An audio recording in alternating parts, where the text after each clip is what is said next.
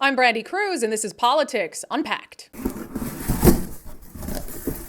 Politics Unpacked is brought to you by our friends at Future 42, making Washington a place where all can prosper. Sign up for their newsletter at future42.org. We finally made it. Week 9 of the legislative session in Olympia. We closed the book on the session today, so let's unpack what happened this week. Of course, we want to start with those 3 Let's Go Washington initiatives that were voted into law, making it through both the House and the Senate. Having received a constitutional majority, Senate Initiative 2111 is declared pass. Having received a constitutional majority, House Initiative 2111 is declared passed. Having received a constitutional majority, Senate Initiative 2081 is declared passed. Having received a constitutional majority, House Initiative 2081 is declared passed. Having received a constitutional majority, Senate Initiative 2113 is declared passed. Having received a constitutional majority, House Initiative 2113 is declared passed. The 3 initiatives being passed by the legislature were Initiative 2111, which says no state income tax, trying to reinforce what is already in place in the state constitution. Also, Initiative 2081, which has to do with improving parental rights and parental notification when it comes to what's happening with kids at school. And finally, Initiative 2113 will restore reasonable police pursuits in Washington state. It will give back power to local police jurisdictions to pursue people if they believe it's in the interest of public safety and if the person is suspected of committing a crime. Also this week, a little drama to close the session with House Bill 1589, which has to do with moving Puget Sound Energy away from natural gas. Now, House Bill 1589 did pass at 2 in the morning. Madam Speaker, there are 50 aye, 45 nay, 2 excused. Having received a constitutional majority, engrossed substitute House Bill 1589, as amended by the Senate, is declared pass. But that vote didn't come without a little bit of drama. Democrats spent about 9 hours trying to whip up enough support within their caucus to pass 1589. There were even reports that Governor Jay Inslee himself was on the phone with lawmakers trying to convince them.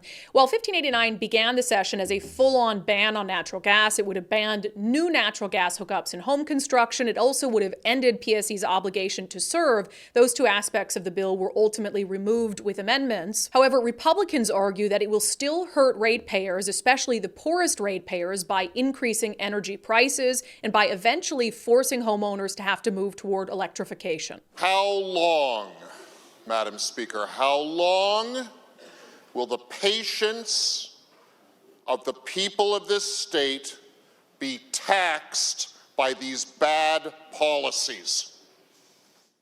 How long, Madam Speaker, how long will the working families of the Puget Sound area have to suffer the financial hardship created by proposals like this one?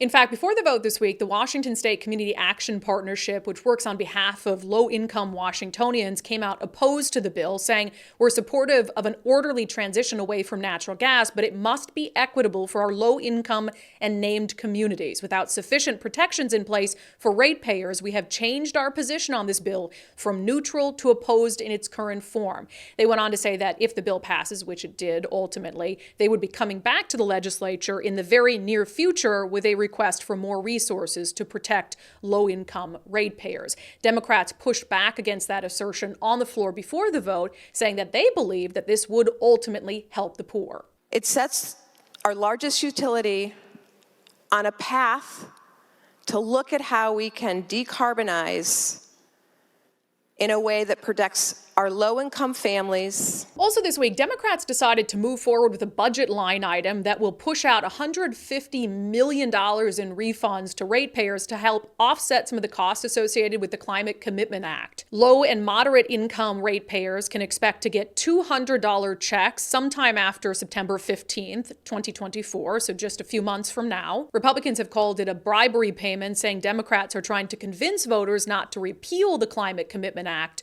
via initiative on the November ballot. As we often see at the end of any legislative session, there were a lot of retirement announcements on both the House and Senate side among Democratic and Republican lawmakers. One of them was State Representative J.T. Wilcox, a Republican from Yelm. My district deserves someone who is idealistic, younger, and full of enthusiasm, and that wasn't me anymore.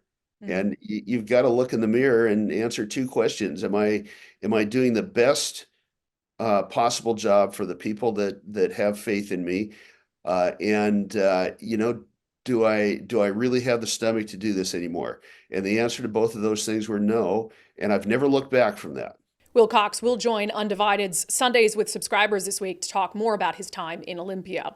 Meanwhile, to help us wrap up this legislative session, let's check in with our friends at the Center Square. Brett Davis, welcome back. Thank you. It's my last appearance in this particular It is legislative session. We'll spend the next roughly 10 months deciding whether you did a good enough job to have you back next year.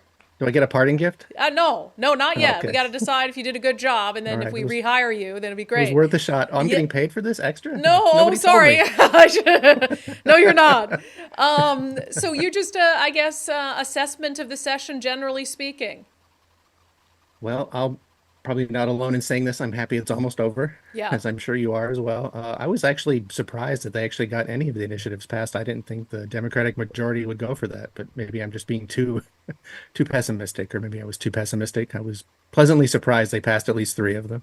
Yeah, I will say when I started the session, I thought, no way. I really did think that they were going to just sort of ignore them because they seemed so opposed to them. Right. But kind of I have to imagine a really great moment for backers of those initiatives to actually watch them be passed into law. Right. I mean, they put so much hard work into it, gathered so many signatures. So, they're halfway there. Yeah. That's not nothing. That's something. Yeah. And as far as the last week of the session, there was so obviously that happened, which was probably not the favorite thing for Democrats to have to pass those initiatives in. And then there was this whole debacle with HB 1589, which has to do with PSE and natural gas. I've Right. never seen anything like it. I haven't either. I was interested in the nicknames the bill garnered over the course of its run through the legislature. I heard it referred to as what was it, the the gas ban bill, of course, and also the clean energy bill. And Lieutenant Governor Denny Heck called it a hot mess at one point. So it was quite the rigmarole. Yeah. I mean, how closely were you following some of the, because I think it was 9 hours that Democrats were trying to whip up enough support in the House to actually make this thing happen. Were you, Brett, on the floor at 2 a.m. watching it pass, right? Yes? I was not watching it live. I was asleep by then. I think I went to bed about an hour before that. So I usually go to bed around 1 and get up at 8. So Yeah. still kind of a night owl, but not that much. Well, apparently you're not dedicated enough to be there at 2 a.m. I really expected better There of goes you. my pay.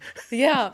So what are the concerns that Republicans have about that particular bill? It did undergo a lot of changes. It's not Right. this out and out ban that it was when it Yeah, as I started. say, they but- sort of stripped out the outright, we're not going to hook up any more natural gas. But of course, the Republicans are saying, it still incentivizes Puget Sound Energy to, move toward an all electric future. And so they think prices are going to go up. I mean, I think there's also an emergency clause in this that, goes into effect as soon as it's passed. So that's Emergency assuming the basis. governor signs it into law. I mean, I'm not sure it's exactly what he wanted from its original form to what it is now. Well, I imagine he will, because I heard he was on the phone trying to pressure Democrats to vote Yes. for it in its I current suspect you were form. correct. Yeah, Carlene Johnson, our Capitol reporter, actually heard back from the governor's spokesperson, Mike Falk, today. So she added to her story.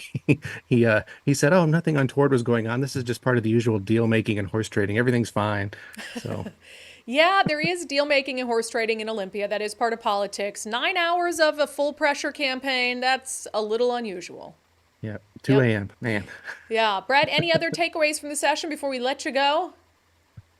I'm glad it was a short one this year because next year will be the 105-day session, so that'll be much longer. So Yeah, and it'll be a new governor at the helm for the first time in Right. 12 years, which will be interesting to see how much, if at all, that changes politics and business as usual in Olympia. I was commenting on that very thing in our radio show today. I said, "Yeah, it's been so long. I can't remember a time when Inslee wasn't governor. So it'll be a new experience when he's not governor." Yeah, I can barely remember. I think I covered 1 year of Greg Warr's administration, and then that was it. Brett, before we let you go, since folks have been hearing from you every week in the off season, so to speak, of course, Center Square is still covering a lot of political issues and taxpayer concerns. So how can people follow you and follow the work of the Center Square?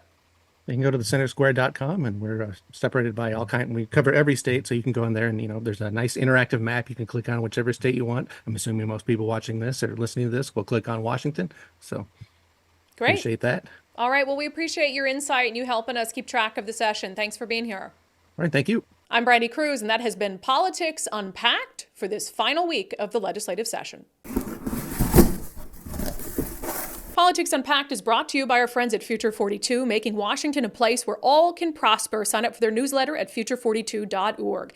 To support Undivided and our content like this, you can subscribe for just $5 a month by signing up at undividedpod.com.